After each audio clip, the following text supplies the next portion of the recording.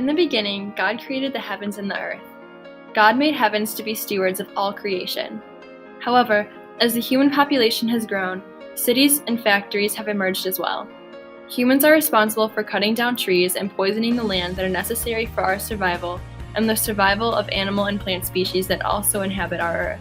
In the United States, animals such as the Florida panther, Atlantic bluefin tuna, loggerhead sea turtle, and the polar bear are on the brink of extinction due solely to threats from humans. We have altered their habitats, overfished their waters, and caused global warming, causing these animals to disappear from our world. Humans impact the Earth's inhabitants and species in both positive and negative ways. It's vital that people be aware of how their actions affect other forms of life. Issues such as pollution, tearing down forests to build cities, are problems that people have caused. However, we have the power to reverse those trends. The problem of environmental and habitat destruction affects the local and global community in many ways.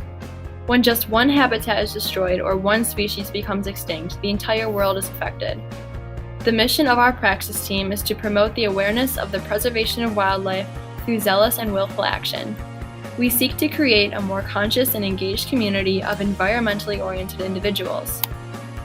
Our project answers the essential question: how can society combat the present local issues of habitat destruction in order to ultimately decrease the number of endangered species and save our own lives in the process? As Holy Cross students, we recognize that our passion for this topic needs to be guided by the Holy Cross charisms that God has inspired in us. The first charism that we see in this issue is zeal. There are many organizations that display the charism of zeal by serving as advocates for preserving habitats and protecting species. The people at these organizations devote their lives to making God known, loved, and served by caring for animals and creating ways to help them survive. We too can employ the charism of zeal by loving God's creation and preserving the animals that reside on earth with us.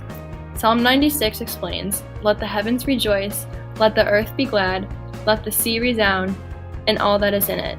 Let the fields be jubilant, and everything in them. Then all the trees of the forest will sing for joy. They will sing before the Lord, for He comes to judge the earth." This scripture quote expresses another Holy Cross charism, inclusiveness. We can demonstrate inclusiveness by recognizing the importance of appreciating what God has created and by working to spread this understanding of why we must care for God's creation.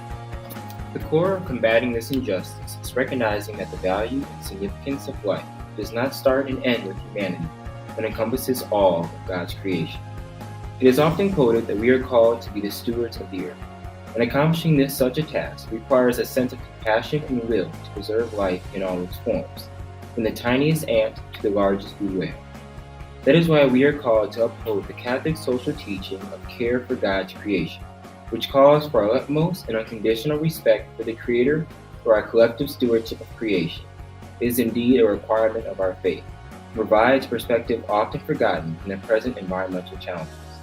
To really understand the Catholic social teaching of care for God's creation is to understand the concept of solidarity, the will and desire to recognize the face of the suffering and work with them to create a solution.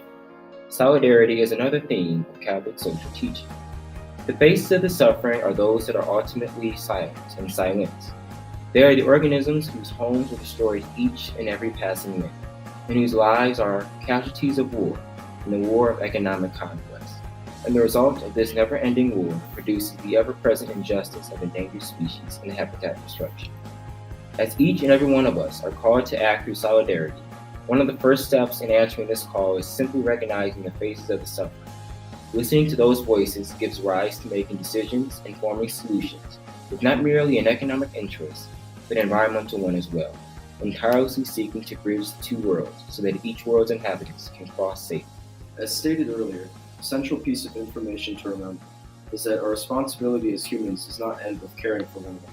Our job, as God's appointed leaders of the earth, is to care for our entire community. It is very important to ensure that all parts of the community have the benefit of others as the primary goal.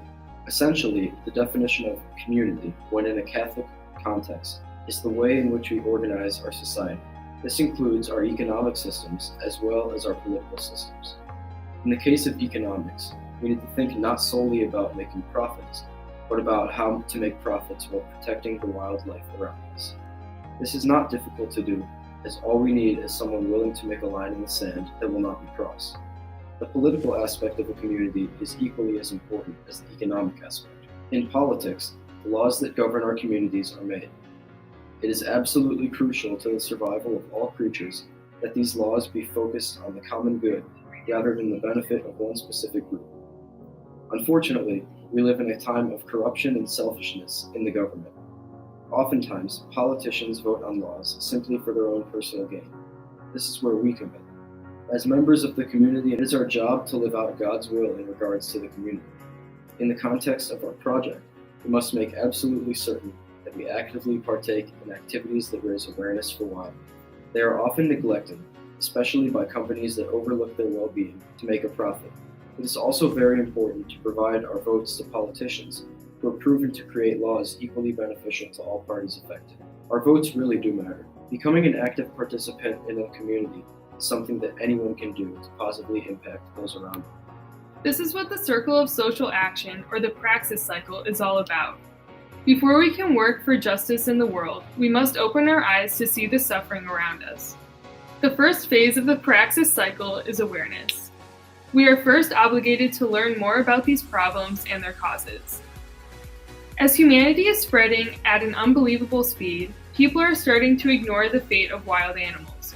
The U.S. National Park Service reported that during 1970 through 2012, the terrestrial animal population in the world has declined by 38%, and the freshwater animal population has declined by 81%. If humans don't protect animals and continue to destroy species habitats, then some species will go extinct. Whether it's the Amur leopard, the gorilla, the sola, or other endangered species, the loss will be unforgiving to our ecosystem.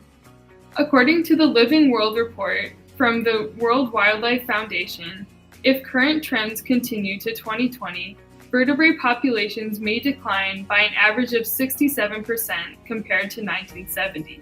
There are more animals becoming endangered by the day. There are 384 species listed as endangered in Northeast Ohio alone. There are 41,415 species in the IUCN Red List, and 16,306 of them are endangered species threatened with extinction. Habitat destruction is the main cause for the increase in endangered species. Habitat destruction is identified as a main threat to 85% of all species described in the IUCN's Red List. For example, deforestation is killing thousands of species. Around half of the world's original forests have disappeared, and they are still being removed at a rate of 10 times higher than any possible level of regrowth. As tropical forests contain at least half of the Earth's species, the clearance of some 17 million acres each year is a dramatic loss. At the same time, we found that the government has been trying for years to publish policies on this problem. For example, in the official website of the Endangered Species Act, it suggests that the Act's purpose is to protect and recover imperiled species and the ecosystem. The Act provides government control over specific private lands in order to protect wild species in that area. After years of hard working, environmentalists have been seeing the progress that the Act has made. In order to learn even more about our topic, we conduct several interviews with local agencies who worked in this field. On March 12, our group interviewed Harvey Webster, the Chief Wildlife Officer and Museum Ambassador at the Cleveland Museum of Natural History. As both a local museum ambassador and an experienced biologist, his viewpoint was valuable. From the interview, we learned that everyone must work together to create a change. Governors, historians, scientists, and students are all important to save the current ecosystem. Mr. Webster noted that the science are all combined together and we cannot solve a problem separately. As a member of the museum, part of his job is to let the audience know about the huge progress that the country is making in this area, and to call more citizens into action. At the end of the interview, Mr. Webster said that he has great hope in us, the students. On March 5th, our group members also interviewed Ruth Concussion, who is wildlife receptionist at the Kevin P. Kleinert Wildlife Center in Carland. The center's purpose is to give first aid to the injured animals. According to Ms. Kakashi, the center helps over 2,000 animals a year. They mainly work with birds, reptiles, and small mammals. The center's mission is to release animals back into the wild. These animals are well cared for and demonstrate that animals can have a quality life in captivity if necessary. As a result of our work, we could see that human action has caused most of the local animal injuries. We could also see that we as humans hold the power to reverse the damage that we have done. We must create a sense of urgency in our fellow human beings so that we all act as better stewards of what God has entrusted to us. We must have laws that prevent the use of pesticides and fertilizers that poison our water supply because the use of chemical DDT almost killed all of the bald eagles in our area. When this chemical was banned, the local eagle population was saved. If we're old enough to vote, we should support candidates that prioritize the environment and these kinds of laws. However, we don't need to be lawmakers in order to make a big difference. We can promote recycling in our homes and in our schools. We can advocate for alternative energy supplies like wind turbines and solar panels. We can use refillable water bottles instead of buying plastic bottles. The plastic bags used at grocery stores clog our rivers, so we should use reusable shopping bags. There are countless ways that we can act every day to protect our Earth. Our team's research led us to realize that we can make a difference in the world, especially locally. This led us to the third phase of the praxis cycle, which is to take action. On May 6th, our team joined a national effort in cleaning big rivers around the country. We helped to clean up the Black River in Lorain, Ohio. The river and its banks were filled with garbage, including many old tires and even a car.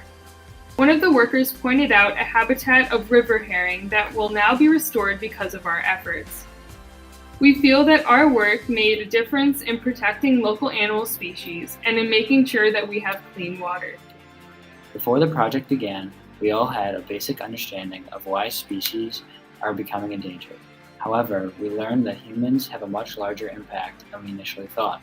Humans are the main cause for habitat destruction, one of the primary reasons some animals are on the path towards extinction. The most significant piece of knowledge we absorbed was around endangered species in the Cleveland area. There are hundreds of endangered species in and around Cleveland, and most people are not aware of that. Additionally, we've discovered that it's easier to make a difference through volunteer work than we thought. Every individual contribution is useful in saving an injury, saving a habitat, or saving a species. Going forward, we must uncover more effective and efficient ways to protect and preserve species and their habitats. Our group experience, we've learned from research, interviews with professionals in this field, and service. The research and interviews have provided us with an abundance of important knowledge necessary to understand what we must do to solve this social injustice. While completing the praxis cycle, we realized how voiceless species are in a human-dominant world. Respecting and loving God's creation was a focal point throughout our praxis cycle. When we interviewed Harvey Webster, representing the Natural History Museum, he emphasized the importance of protecting God's creation. He said, "Humans were meant to protect God's creation, not destroy it. But for the past decade, that's what we've been doing, destroying it. From here, we must continue to serve, work, and strive for an equal life that these species deserve. Whether it's by picking up sharp or dangerous trash, volunteering or developing a career within the wildlife preservation field, or simply educating people on endangered species and the various ways they can help, we can make a difference. We can protect and save species from extinction. We can shelter and support species habitats. Most importantly, we can be the voice that the voiceless deserve."